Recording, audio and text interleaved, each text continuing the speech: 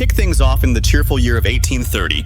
Just kidding. It starts with a girl screaming her lungs out while getting slapped around like she owes someone rent. Some guy named Genta just stands there like a malfunctioning scarecrow, watching the whole mess go down with a face that says, "Man, that sucks," but does absolutely nothing about it. And the genius doing the beating. Surprise! It's her dear old dad, because apparently, parenting back then came with a free dose of trauma. She tries to reason with him, but Papa Rage quits the conversation and locks her up like expired leftovers. Later, Genta finally decides to check on his sister, probably after finishing his nap, and finds out she pulled a Houdini and escaped. He catches up with her just standing next to a path, looking like she just walked out of a horror movie. Then he notices, bam, one of her eyes turned red, just casually, like a budget anime superpower awakening. He tries to mumble some apology for being completely useless earlier, and she's like, "Don't sweat it. If you had stepped in, you'd probably be in a coma." She tells him to back off and leave her be, but he hits her with the old, "Nope, we're running away together" line. She actually smiles, shockingly, and the two take off into the cold woods, because nothing says freedom like frostbite. A random stranger shows up offering help, but before anything useful happens, Genta passes out like a phone with 2% battery. He wakes up mid-piggyback ride, being carried like a toddler, while his sister just strolls beside them. They eventually reach a village full of blacksmiths, because apparently that's a thing, and Susan starts getting bad vibes like she's walked into a horror game. The stranger finally gets to his house, where his daughter runs up like it's a Hallmark reunion. Meanwhile, Genta and Susan just stand there awkwardly, third-wheeling someone else's happy family moment. The man tells his daughter, "These two are basically human baggage. Let's keep them." And she's thrilled, like weirdly thrilled. Shirai, the daughter, introduces herself like it's the first day of school, and they return the favor. She's like, "Let's be besties." Genta, ever the people-pleaser, goes, "Okay, Shirai-chan," and boom, she slaps him with a, "Don't call me that. We're family now." Bro looks like someone just deleted his save file. Fast forward to night. Genta wakes up to find the man polishing his sword like it's a sacred ritual. So naturally, he blurts out, "Are you a samurai?" And the man hits him with, "Nah, I'm a glorified bodyguard for VIPs." Genta stares at his sword like it's Excalibur. Next morning, Shirai drags Genta to the pool, because when you're on the run, obviously, it's pool day. Susan tags along, and they all chill like it's summer vacation instead of trauma recovery. Later, Shitsu, because yes, that's her name, tells Shirai to stop inhaling dango like she's in a speed-eating contest, and maybe try a vegetable or two. Shirai basically says, "Nah, carbs are life," and credits her mom for being a dango wizard. Then Shitsu goes off to answer her mom's call, while the rest shuffle home like NPCs. Genta gets nosy and asks Shirai about her mom. Shirai explains her mom's name is Yuka's. She lives in a shrine like some boss-level NPC and never leaves. Like, ever. Apparently, she's part of some fancy fire clan called Itsuke Hime, which sounds like a heavy metal band, but isn't. She's the only one who can use fire magic, and Dad's just there to make sure she doesn't burn down the place. And oh, this power's too special to use on regular people. Yeah, wouldn't want to waste premium fire on peasants. Shirai admits she hasn't seen her mom in years, delivering the line with the emotional weight of a microwave beep. Cut to 3 years later. Genta's now getting beat up in sword training by Shirai's dad, repeatedly. And Genta, with the confidence of a damp sock, whines about how he still sucks at it. Shirai's dad tries to cheer Genta up like a discount motivational speaker, telling him he's not terrible. He just hasn't unlocked his true strength yet. Yeah, sure, let's just pretend it's hiding behind all that mediocrity. He throws in the usual, "You'll get better with time" line, as if sword skills grow like houseplants. Then he drops the "gotta go to work" bomb like he's clocking in at Walmart, and Shirai runs up to hand him his sword, as if he's the kind of guy who'd actually forget his death stick at home. Classic dad move. Everyone waves goodbye like this is some cozy farewell scene instead of a future tragedy waiting to happen. Shirai turns to Genta and does her usual nosy big sister routine, asking if he's okay. He says yeah, but also tells her to knock it off. She fires back with the classic, "I'm your older sister, I have to annoy you" excuse. Genta reminds her that he's actually older, but Shirai, never one to back down, says being the most organized in the house makes her the adult, because obviously folding laundry equals seniority now. Susan rolls in, half awake, asking what's going on. Genta, being the master of vague answers, shrugs it off with a nothing. Shirai announces it's breakfast time, and both girls stretch their hands out like Genta's a personal butler, and the guy just goes with it. Flash forward. Genta levels up and becomes the village's go-to warrior and demon whacker after Shirai's dad, Motoharu, kicks the bucket. A meeting happens at the shrine, and the local priestess starts hyping Genta up for clapping demons like it's just another Tuesday. She's impressed by how good he is at it. Genta just plays it cool, like, "Just doing my job." The priestess wants to know what flavor of nightmare he's fighting this time. Genta says it's a demon dressed like a regular dude, trying to sneak in low-key. Headguard chimes in, saying the demon's after her liver. Yes, liver. Because eating it apparently grants immortality, because demons apparently run on organ-based power-ups now. One of the guards raises his hand like a confused student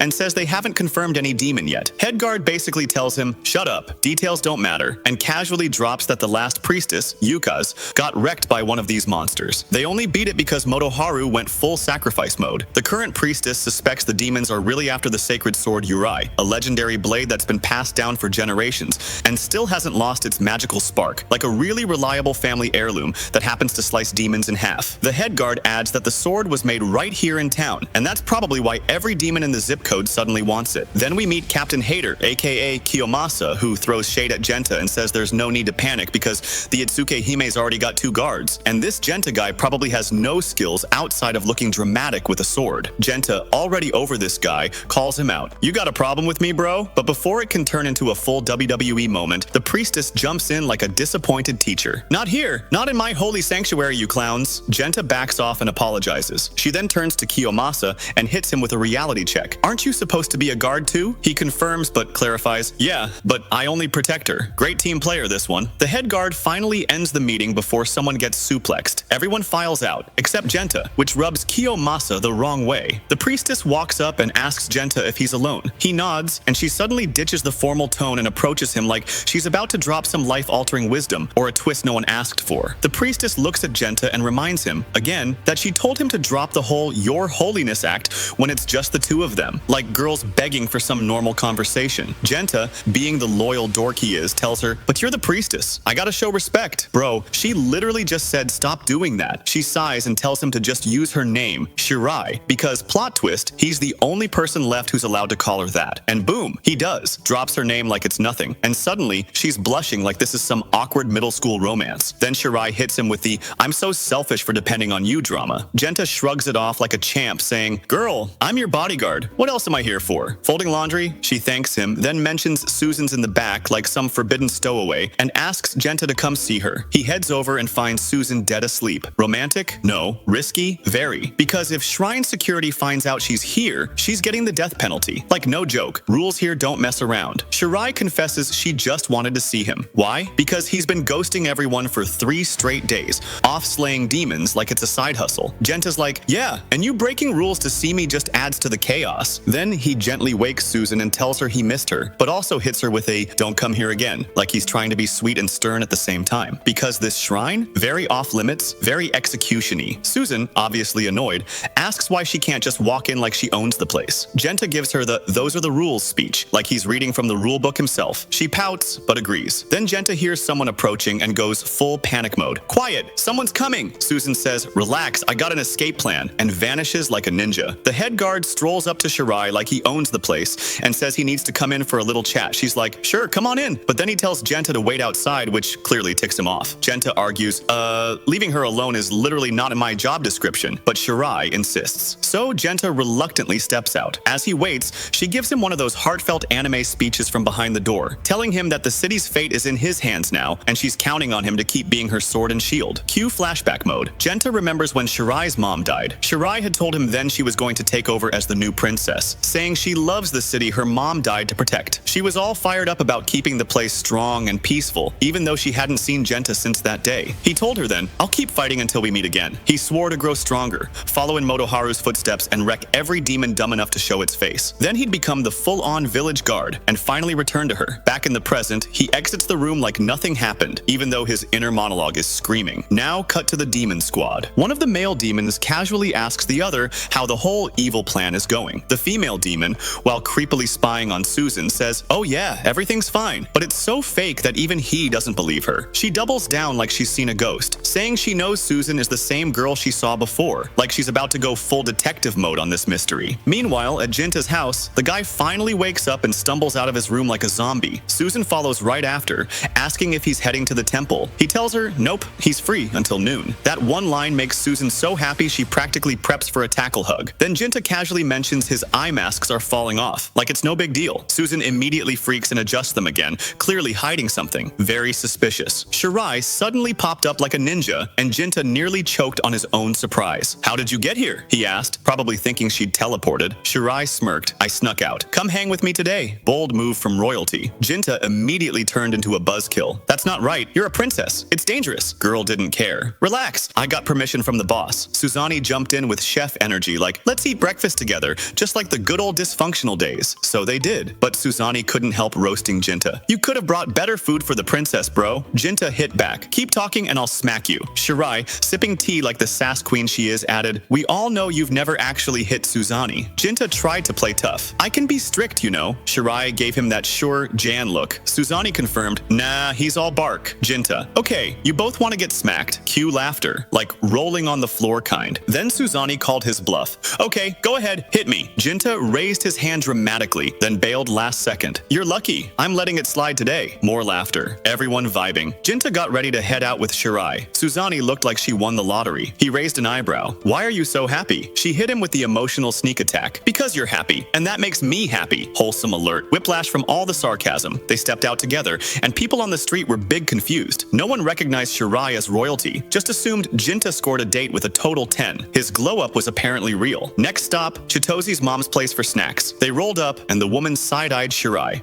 Who's this? Jinta went full undercover mode. Just a friend. Shirai, in full foodie mode, ordered 10 dangos. Jinta, the fun police, said, nope, 2 orders and tea. She looked betrayed. Then she asked, didn't she recognize me? Jinta explained, you've been off the radar so long you're basically a myth now. Shirai nodded. Yeah, kind of figured. Chitozi's mom handed Jinta some extra sweets, saying she remembered he loved them as a kid. He was actually touched. Wait, you remember that? She smiled and apologized for calling him a little boy. Jinta shrugged it off and took a bite, immediately melting. Still amazing. Cue proud smile from Chitozi's mom. Then, plot twist. Jinta turned to Shirai and dropped a truth bomb. I'm not your big brother anymore. I'm the city's guard now. Shirai nodded. Yeah, nothing lasts forever. Apparently that was one of their dad's deep quotes. Classic anime wisdom. Jinta said his dad used to teach him life lessons like a walking motivational poster, and he still felt his presence with every step. Shirai said she wished they could protect the city the way their parents once did. Then, they went to their old hangout spot. Full nostalgia mode unlocked. Shirai turned to him and said, thanks for today? Jinta smiled. Had a great time. She admitted, I feel kinda guilty. I was being selfish dragging you into this. But deep down, they both knew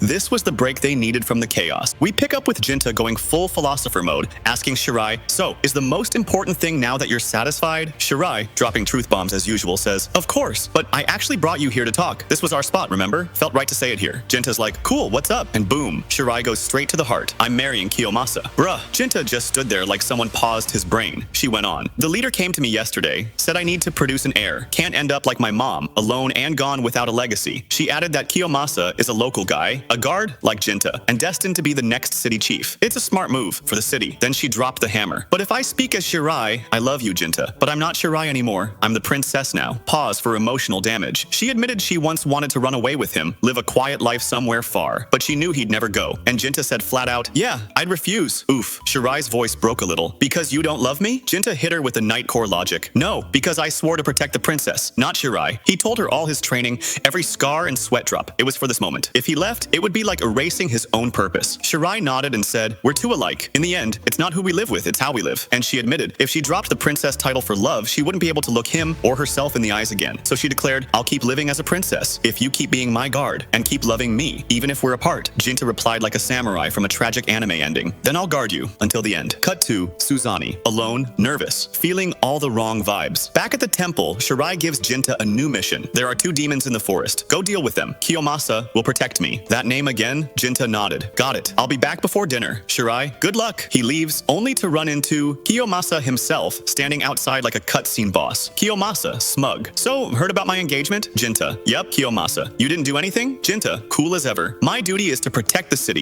and her happiness. Kiyomasa wasn't buying it. Bro, don't act like you don't love her. What about your heart, huh? Are you even okay? Jinta gave him the most unhinged reply of the week. Of course I'm crazy. Then he just walked off, leaving Kiyomasa there like a background NPC. Back to Suzani. Something's wrong. She's still alone when a demon appears, creeping toward her. Meanwhile, Jinta's deep in the forest, hunting. Suddenly, ambush. A demon lunges, calling it a surprise attack. Jinta sidesteps effortlessly, eyes sharp. I know there are 2 of you. Where's the other one? The demon smirks. He's inside the city, handling something important. Jinta's face darkens. They clash. Jinta lands a strike, but it misses. The demon counters. Bam! Cuts Jinta's face. Battle mode activated. Jinta roars and attacks again, this time slicing off the demon's hand. No hesitation. No mercy. The fight wasn't over yet. Jinta had just sliced off the demon's hand, but the beast came swinging with the other one. Jinta dodged, smooth like anime slow-mo. The demon clutched its severed hand, laughing like a villain with a philosophy degree. You humans, so fragile, such short lives, and yet you surpass yourselves by passing your dreams to the next generation. That's powerful and dangerous. Then it narrowed its eyes at Jinta. I know why you use use that sword. It's not just a weapon, it's a challenge, a rebellion against nature itself. Jinta, blood on his face, stared him down. I'll kill anyone who threatens the people I love. Scene change. Suzune, alone, scared. From the shadows, the demoness stepped forward, eyes glowing. She asked, "Do you know who I am?" Suzune, trembling, answered, "You're the demoness." The demoness smiled. "Of course, a demon, just like you." "Wait, what?" Suzune shouted. "I'm nothing like you. I'm human." Her hands trembled. Fear poured off her. The demoness leaned closer. "Ah, but the love between siblings. Isn't it beautiful? Your love for your brother, that's what makes you feel human, isn't it?" She guessed right. "He must have protected you. Again and again. That love shaped you." Then she asked, "Do you think your brother is amazing?" Suzune stepped forward firm. "Yes, because he matters to me." The demoness nodded, whispering like a twisted therapist. "I see a young girl in your heart. Someone wants to hurt your brother. Would you help him? Just take my hand. Demons don't lie." She reached out, but Suzune backed off. "That's impossible," Suzune said. "You might not hurt me, but you could hurt him." The demoness smiled, cruelly amused. Still so naive. "Okay, will you stick to your answer even after seeing this?" Suddenly she showed Suzune a vision. Shirai's wedding to Kiyomasa. Suzune gasped. The demoness continued. "I have foresight. I can show people glimpses of the future." Suzune, shaken, shouted, "I don't want to know." She begged, "Is it true? Did Shirai really?" The demoness answered, "Of course she did." "Liar," Suzune yelled, but the demoness simply extended her hand again. "All this is for your brother." And this time, Suzune reached out. Scene shift. Jinta. The fight raged on. Jinta got knocked into a river, water splashing everywhere. From behind, ambush. The demon emerged, trying to finish him off. Jinta coughed and asked, "Why do you even want to kill humans?" The demon shrugged. "It's not personal. It's what I am." Jinta spat. "So it's just instinct then?" The demon replied, "Exactly. I was made for this. I have one purpose, and I follow it. I'm not like those soft-hearted rebels.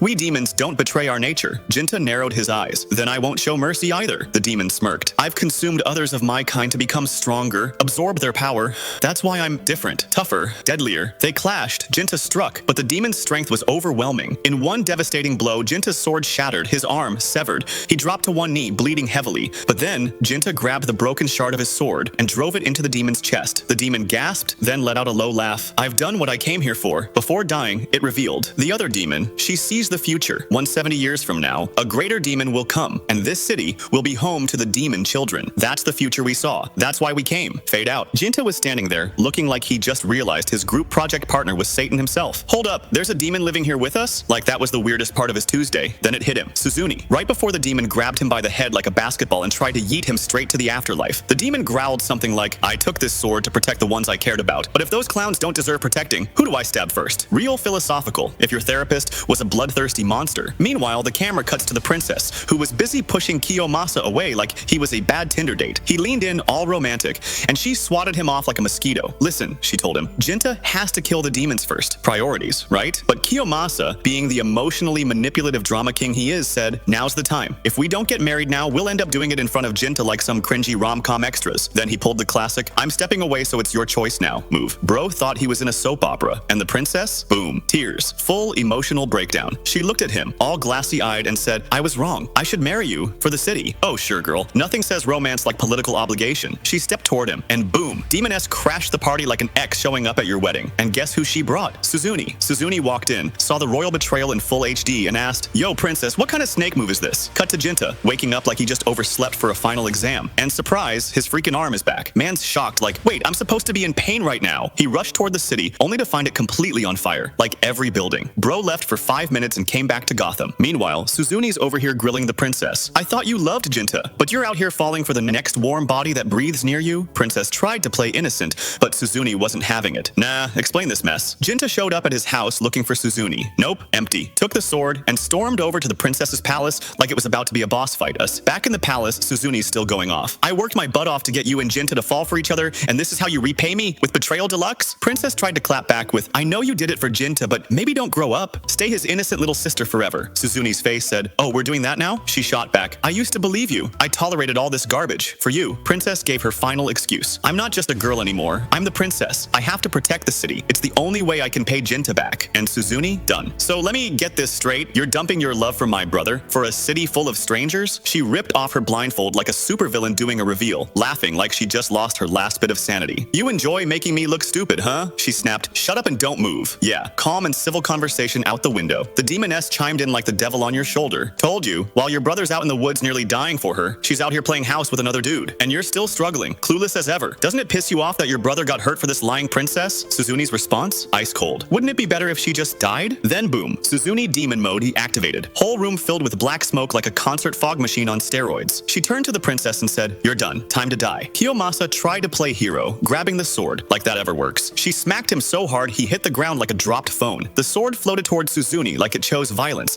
and the demoness just kicked Kiyomasa out of the drama like, "Y'all handle this yourselves." Suzune grabbed the sword, and just then, Jinta stormed in. Shirai ran to hug him, all emotional, and then her head got sliced clean off while she was in his arms. Instant trauma, like welcome back with a side of PTSD, and in that moment, he remembered everything they'd been through. Past, pain, betrayal, all of it, smashing into him like a freight train with feelings. Then Jinta saw it. Suzune straight up shanking Shirai. No hesitation, no mercy, like she was just taking out the trash. Jinta lost it and went in swinging, sword first. But Suzune dodged, cool as ever, and hit him with the classic gaslighter's line. "Why are you attacking me?" Jinta, confused but furious, asked the real question. "Wait, are you even Suzune?" "Oh duh, who else?" she said, like her stabbing someone was just part of her Tuesday routine. "So why'd you kill Shirai?" Jinta snapped. "I did it for you," she said, dead serious. "You need to smile more." Jinta stared at her like she just suggested murdering puppies to lower stress. How does that even remotely make sense? "Oh, I'll explain," Suzune said, pulling out receipts like a psycho motivational speaker. "The princess lied. She was gonna marry some other guy. I just didn't want you to be all sad and emo." "Please, stop talking," Jinta begged. "What, you still love her?" she scoffed. "She's fake, a fraud, a whole walking betrayal." And then she added, like it was the cherry on her insanity sundae, "Once I die, you won't have to watch her marry someone else. Honestly, I did something great. Now go home. I'm tired." Jinta looked at her, furious. "You betrayed the people who treated us like family. You killed Shirai. You burned the whole city down. And now you want a nap?" Suzune blinked and went, "So, is that a problem?" That's when Jinta knew. Suzune, the girl he grew up with, was gone. What stood before him was some twisted monster playing dress up in her skin. He attacked her, swung at her with everything he had, didn't land the hit. But Suzune was shook that he'd even try. And then, boom, Jinta transformed. All that pain, that rage, it unlocked the demon power inside him from the beast he'd taken down. He was glowing with darkness, basically Demon 2.0. Suzune, now sweating, tried to justify everything. "I did it all for you. You were supposed to be the one who understood." Jinta, "Shut up." She looked at him like her heart broke a second time. "I thought you were different. The only one who'd stand by me, but fine. I don't need you anyway. You were everything and you threw me away. So I'll just go live in hell." Then she lunged, full speed, darting around him like a wasp on crack, then stopped dead. "You must die," and shoved her hands into his chest. But when she tried to pull them out, oops, they were stuck. Jinta powered up and blasted her back with a strike so heavy it sent her flying. But she just stood back up, dusted herself off like it was a warm-up and said, "That all you got?" He went for another hit, but the other demoness jumped in and she got sliced instead. She looked at Suzune and said, "Run, far." Suzune bailed, but when Jinta tried to chase her, his hands were still stuck in the demoness's body. Yeah, awkward. He shouted after Suzune, but she cut him off. "Nope, I'm pissed. I'm gonna destroy everything in this garbage world, and when I come back next time, it'll be the final visit." The demoness, still bleeding out, just laughed like she'd won. "This is what I wanted all along." Jinta pulled his hands free and growled, "So your big master plan was to drown the world in blood?" "Exactly," she grinned. "We demons? We've seen the future. Humans keep changing, moving faster than we can catch up. Their lights, their cities, they stole it all from us. Soon,